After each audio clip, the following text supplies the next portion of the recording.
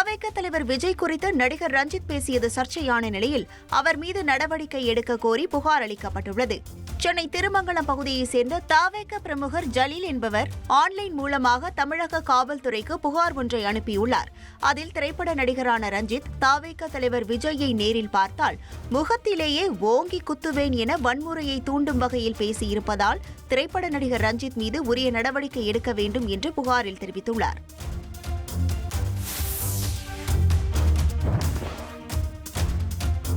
கொடைக்கானலில் வார விடுமுறையை முன்னிட்டு சுற்றுலா பயணிகளின் வருகை அதிகரித்து காணப்பட்டது. கொடைக்கானலில் உள்ள முக்கிய சுற்றுலா தலங்களான பிரையண்ட் பூங்கா, கோக்கஸ் வாக், ரோஜா தோட்டம், குணா குகை மற்றும் பசுமை பள்ளத்தாக்கு உள்ளிட்ட பகுதிகளில் சுற்றுலா பயணிகளின் கூட்டம் அலைமோதியது. மேலும் அங்குள்ள இயற்கை அழகை கண்டு ரசித்தும் புகைப்படம் எடுத்தும் சுற்றுலா பயணிகள் மகிழ்ச்சி அடைந்தனர். இதனைத் தொடர்ந்து நட்சத்திர ஏரியில் படகு சவாரி செய்தும், ஏரி சாலையை சுற்றி சைக்கிள் சவாரி மற்றும் குதிரை சவாரி செய்தும் சுற்றுலா பயணிகள் மகிழ்ந்தனர்.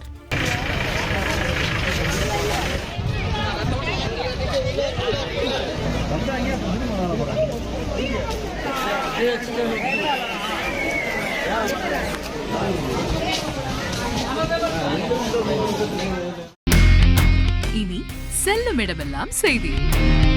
தந்தி டிவியின் வாட்ஸ்அப் சேனலை ஃபாலோ பண்ணினா செல்ல இருக்கும் இடமெல்லாம் செய்தி.